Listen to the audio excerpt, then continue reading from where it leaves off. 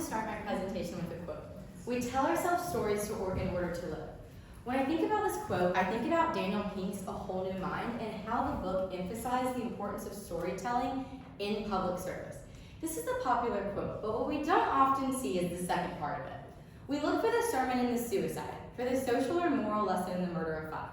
When I think about this, I think about how in public service, we have to tell those stories, even the hard ones, in order to lead, in order to manage, and in order to apply a public service perspective. So I wanted to tell my story for this presentation. I went to the University of Georgia, and there I was a history and political science major. I originally wanted to go to law school until one day someone said to me, "Why do you want to go to law school?" Well, I don't know. So I scrapped that, and comes March 2020, it's junior year, I'm on spring break having a great time. That summer, I felt so good. I had an internship in Washington, D.C. I had study abroad in China that May.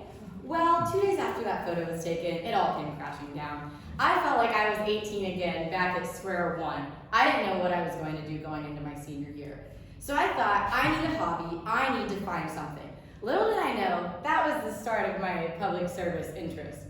I reached out to a dog adoption agency and said, "Let me foster a dog." That's where I got Minnie Mouse. A few days after I had her, she decided she was never leaving. So Minnie Mouse and I, we finished senior year and we packed up and moved to New York City because I had gotten a job. Well, backtracking, at Georgia, I was a political science and history major. When I told people that, they would always say, "So you want to be a teacher, right?" No, I never want to be a teacher. Twist my arm, I became a middle school teacher. So as a middle school teacher, it was some of the hardest years of my life. I learned more lessons than I ever wanted to learn, but one year I happened to win Teacher of the Year, and after that I realized, wait, I think I like this, I might be good at it.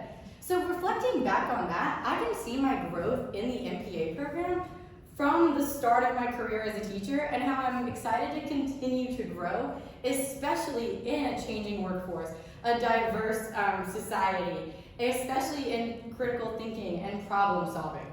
So moving on, I did have a life in New York City outside of teaching.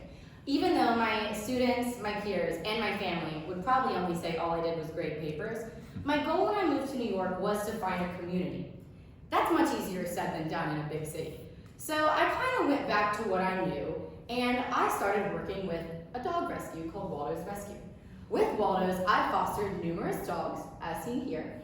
I became close with the CEO and other volunteers.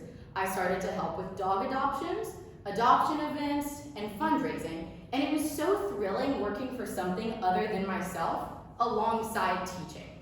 So a few months before I moved out of New York City, I fostered this dog named Athena, and Athena just seemed to complete mine and Minnie's puzzle. So like Minnie, she decided she was never leaving. So the three of us packed our bags and we moved down to Charleston in the summer of 2023 to explore what I thought I may want to do in public service, but I wasn't really sure how to put a name or face to it. So I joined the MPA program with a lot of expectations. I expected that I would come to class, I would go home, I would do a lot of research, I would do a lot of reading, and repeat, and then I'd graduate in 2 years. So all those expectations were there, but a few months later reality set in, and I had to self-reflect more than I ever had before. And I was not a self-aware person, I realized after about the first year in the program. I had to reflect on what I wanted to be, who I wanted to be as a leader, and how I wanted to apply a public service perspective, which really came when I started an internship with U.S. Senator Tim Scott. His employees every day came in the office with that public service perspective to help constituents, no matter what side of the aisle they were on. So looking ahead, my next steps, in a few months I'm heading back to New York City. No, I don't have a job yet, but that's okay.